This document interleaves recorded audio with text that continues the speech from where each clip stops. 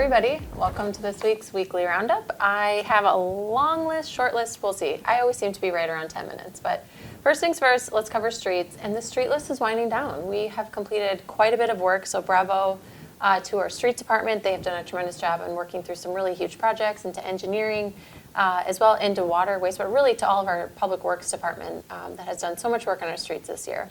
And the biggest one that's happened recently is Main Street, obviously. So thank you to our business owners downtown and to the customers and residents as well that kind of worked through those detours we had in order to get the pavement down on Main Street and also the pavement marking. So that project is complete. Another project that is complete is the North and South Church Street concrete heaves. So we had one kind of over by the old Shopko, one near St. Henry Cemetery. Both of those required some detours and rerouting of traffic, and that work is complete as well. One that's gathering a lot of attention, though, in that same area is the traffic signal on the edge of the south median at South Church and Bernard Street. So this is a traffic light that if you are headed south out of town and you're kind of by Bank of Lake Mills or the American Family Agency, you're going to look across the intersection, something's going to look a little weird. And what's weird is that we're missing a traffic signal. The one that's there is indeed in the correct space. That traffic signal that you're seeing on that median is for the traffic coming off Bernard Street towards McDonald's or US Cellular. So the traffic signal is correct where it is. The thing that's off is we're missing one, and that one was hit in an accident, and so it should be coming back early next week. So no need to contact us on that one. I appreciate when people reach out, but we are solid on that plan. And then the other big project yet that we're still waiting to wrap up is we just did some sealing on the retaining wall on East Main Street. This is over by the middle school, and then Rennet Construction should be in the last week of October to pour sidewalk. So let's all say a prayer that the weather cooperates and we can get that sidewalk poured in a couple of weeks. Speaking of the weather, leaf collection time is here. It feels like it a lot today. It's brisk outside today. But leaf collection starts on Monday, October 17th, and I am going to give you the reminder I give you every year, please just leaves. When you put branches or you just rake and other things come up in your leaves and it goes into our chipper, not only is it likely going to damage it, but it's dangerous to our employees as well. So please, everyone, leaves only. And you can do two things just like last year. So the leaf program this year will be identical to the one last year, meaning you can rake to the curb or you can rake into paper bags. And we do have those bags free of charge. So I think we have 5 free paper yard waste bags that can be picked up at the street department. That is at 811 South First. If you're not sure about the hours or the location, give them a call. We will be posting the route that we're on as best as we can. And I want to be careful about that because we have a plan for routes, but if someone, things interrupt those routes, different need for those employees somewhere else, or perhaps more leaves in a certain area. So we're going to do our best to stick to those routes and post those as we can. We are starting in section 3, and we do have that section map on the city website on the GIS, and I'm sure we'll get that posted so you can find an easy link as well. Another big thing that happens this year is the budget, and you've heard me talk about it a few times, but now we're kind of at the point where the rubber meets the road.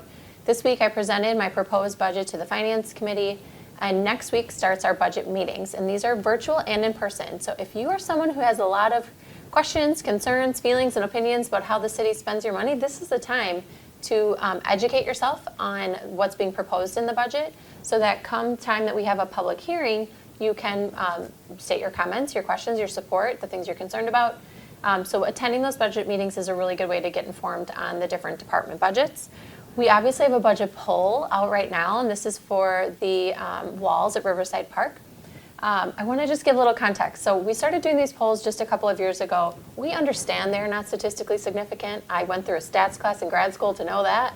But we're really just trying to gauge people's input or insight into what they are looking for as it pertains to the wall. So we can't possibly answer every single question that everyone has. We can't give you every single proposed budget quote. All we know right now is the cost to fully reconstruct those walls. So we would still love your opinion, but I wanted just to give a little bit of context because I know people perhaps have some questions about why the poll. Is it already funded? The answer is no. Just with the funding capacity that we had, I did not include it in the city budget this year, but we want to know if we should. So please take the poll, please participate in the meetings. We start those on Monday at 5:30, again, virtual and in person. We do break them up by departments, so if you really are just interested in a particular department, you can go to the city website and see the departments that are presenting each night. Next week is Fire Prevention Week. And it may seem trite sometimes to us as adults because we heard about it so often as children. But I can tell you in having this job, I have been to, unfortunately, too many fire scenes where people are shocked, and rightfully so, and displaced. So it happens, sadly, whether you think it will or not.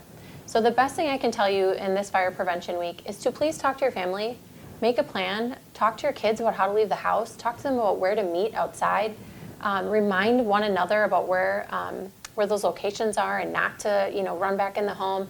It's just a nice time once a year to remember that fires happen, and we can do small things to try to be as prepared as we can. Also coming up, there's a lot happening. Also coming up is the election. So that's not until November 8th, but we are beginning to post some information on our city Facebook page about the election, about Wisconsin elections, about where you can register, how you get an absentee ballot, all of those items. So if you're curious, you can obviously go to the city website. Otherwise, watch our Facebook page for more info. Quick update on the town square. We hit a major milestone this week. The sign is up for the Bentzin Family Town Square, and the pavers are starting to go in, and those pavers are no small task. So if you haven't walked or driven by yet, I would encourage you to do so because you can see some really tangible change at the site this week. We're winding down, so I'm excited that we're kind of coming to these finishing portions of the project, and we'll be able to share a date hopefully coming soon. Also exciting, mark your calendars, December 9th. The Canadian Pacific Holiday Train will make its way back into town after a 2-year hiatus because of COVID. This is just a wonderful community event, and it's just a great opportunity to get non-perishable food items for our local food pantry. So pencil it in December 9th. We'll share more information as it gets closer. Something that is very close, next Saturday, our stormwater utility and the city is co-sponsoring or being a part of the Rock River Coalition's Confluence Conference. So if you are someone that just loves stormwater and want to learn more about it, this is the conference for you. Go to our Facebook page for information on how to register. All right, on the recreation front, another exciting announcement, and this one makes me super pumped. We are having the tree lighting again this year. So that is on November 17th. It's going to be at Sharp Corner Park. It'll be just as magical as it was last year, I hope. We'll have the carolers, Santa, refreshments, and again, we're planning to do the ornament decoration. So please pencil in November 17th for the tree lighting at SCP. Also on the rec front, we are doing adult volleyball and ballroom dance class. We are hosting a Halloween Boo Bash, which seems pretty cool. This is going to be at Brant Quirk. There's separate events for younger kids and older kids. The older kids are again doing the Zombies versus Humans Capture the Flag game, which is, I think, pretty fun.